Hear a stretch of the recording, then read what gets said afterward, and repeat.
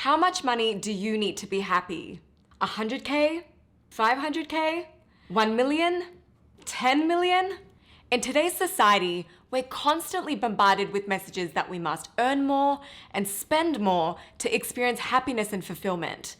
But is that really the case? What if the key to true happiness lies in a different approach? Through my own personal experiences and learnings from experts, I've tried to answer this question for myself. One book that's really helped me and that I always come back to is Your Money or Your Life by Vicki and Joe Dominguez. Through two key concepts, this book challenged the way I view money and helped me gain a new perspective on the relationship between money and fulfillment, and that more isn't always better. In this video, I'll be sharing these two concepts, and together we'll explore how we can apply them to transform our relationship with money to achieve ultimate fulfillment.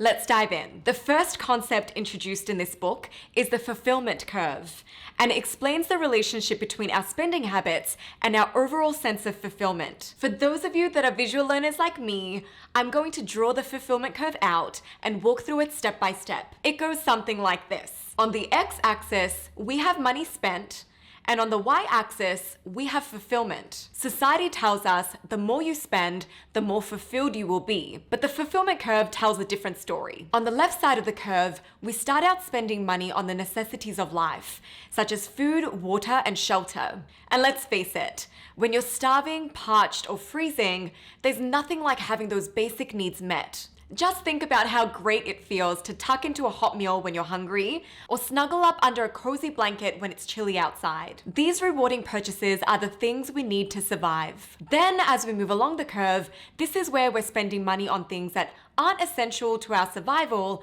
but they're comforts and niceties that make life more enjoyable. Maybe it's a pair of new shoes, a fancy meal at a restaurant, or a weekend getaway with friends. Whatever these purchases look like for you, they further ingrain a positive relationship between buying new things and fulfillment in our minds. So from here, we start spending money on luxuries. To paraphrase the book, the thing about these luxurious purchases is that while each one still gives us a thrill, each thrill costs us more, and the high wears off more quickly. But by that point, our minds already believe more spending equals more fulfillment, and so we barely notice the fact that the curve starts to flatten out. Eventually, we reach the tippy top of the curve. This is the magical point where we have all our survival needs covered, along with some comforts and even some luxuries. This is our unique point of enoughness and ultimate fulfillment. When you spend money from here to this middle point, your levels of fulfillment are increasing. But once we pass this middle point, things start to go downhill. You see, this is where you enter into a phase of overconsumption. In this phase, you spend money on things you don't really need or value. Instead, you end up accumulating clutter and junk that take up precious physical, mental, and emotional space in your world without providing adequate value. And this is where your levels of fulfillment actually start to go back down. Money spent in this phase is usually impulsive spending on the things that provide temporary pleasure and instant gratification, but these purchases often lack intention and purpose. Maybe the purchases are driven by the desire to match society's image of what is successful and respected. It can also often be money spent on things we can't afford, leaving us with the initial dopamine hit of making the purchase, but then also the lingering worry of being in debt. Additionally, funding the spending in this phase can often mean neglecting important aspects of your life, such as relationships, health, and personal growth.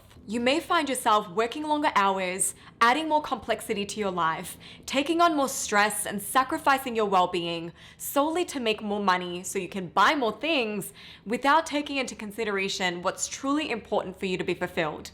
The key point here is when we continue to spend money beyond what we actually need, what we truly value, and what we can afford, our happiness and fulfillment levels drop. So why is identifying our enough point important? To answer this question, let me share my favorite quote from this book. If you live for having it all, what you have is never enough. In an environment of more is better, enough is like the horizon, always receding. What this quote is saying is that when we live for the idea of having it all, no matter how much we acquire, We will always want more and never reach a point where we feel truly satisfied. The quote compares the concept of enough to the horizon, which is always moving further away, no matter how much we move towards it. Not knowing our enough is why most of us get stuck on what's called the hedonic treadmill, where we constantly chase after more money to upgrade our lives and accumulate more possessions, but never quite find ourselves fulfilled and happy. And this is why it's so important for us to identify our point of enough on the fulfillment curve. Rather than being trapped in an endless cycle of consumerism and materialism, once we identify our enough, we can make intentional decisions about our spending, saving, and investing, and work towards achieving financial independence in a way that aligns with our values and our goals. Imagine breaking free from the constant pressure to measure up to society's standards and living a life that truly fulfills you on your own terms. Identifying your enough can be liberating and completely transform your relationship with money. And it can give you the psychological and financial freedom to live a life that truly makes you happy. The second key concept the book introduces challenges how we view money. Money means different things to all of us. And while the concept of money is kind of hard to define, there is one thing that will always be true, and that is money is something we trade our life energy for. Think about it. When we're born, we're all given one thing, time, which is finite. We have to use our allotted time to achieve all our goals, fulfill all our responsibilities, pursue our passions, and, well, live our life. When we work, we're essentially trading our most valuable resource, which is our time and energy, for money. For example, let's say you make $4,000 a month after taxes, which is roughly around $1,000 a week.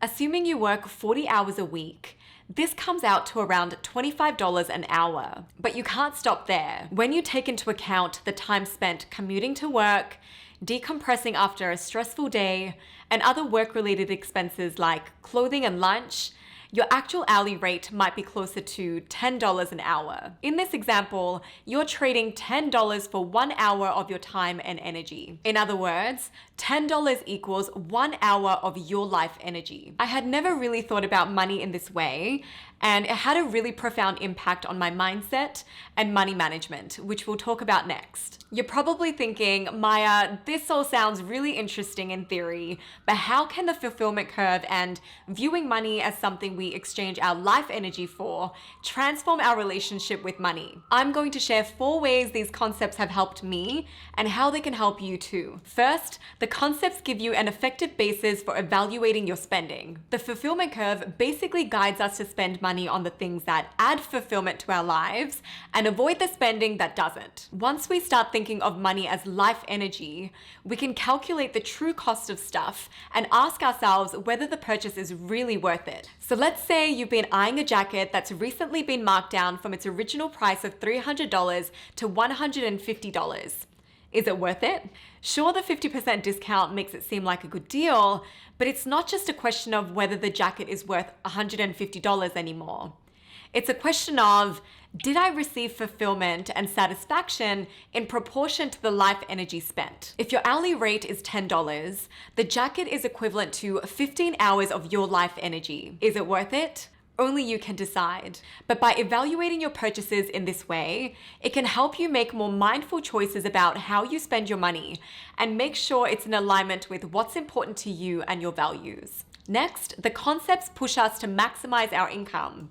A large number of individuals are often underpaid and undervalued for their work. It's a common experience for many of us to be denied a raise or to receive a marginal increase that barely covers inflation. So despite having more experience under our belt, we end up getting paid less than we did the year before. But when we value the life energy we invest in our job, it gives us a push to make sure we're exchanging it for the highest pay. Even if you love your job, you still deserve to be paid your worth. This is not out of greed, but out of self-respect and appreciation for your life energy. Looking at it this way can help you evaluate how you're earning your income and whether your time might be better spent elsewhere. Next, the concepts nurture a contentment mindset. Instead of focusing on what you don't have, applying these concepts makes you appreciate what you do have. Practicing gratitude can help you shift your mindset away from scarcity towards contentment and abundance. When you cultivate an abundance mindset, you'll find you're more satisfied with your life and less likely to be consumed by the desire for more. And finally, it can help you set clear financial goals. Instead of setting arbitrary outcome-focused goals like make more money, the concepts guide you to think at the deepest level about your identity, who you want to become, what a fulfilling life looks like for you, and how much that life would cost. Not only can this help you set clearer financial goals, but it can also provide a sense of purpose and direction that can help you stay focused and committed to achieving them. So, how much money do you need to be happy? Like most things in personal finance, the answer will vary from person to person.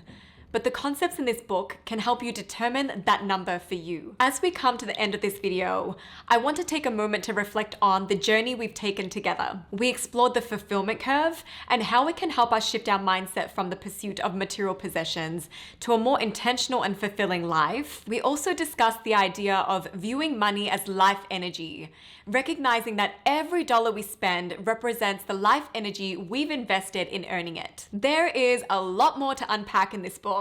And although I didn't personally apply its 9-step framework, I do think it's worth a read, especially if you're someone that's new to personal finance.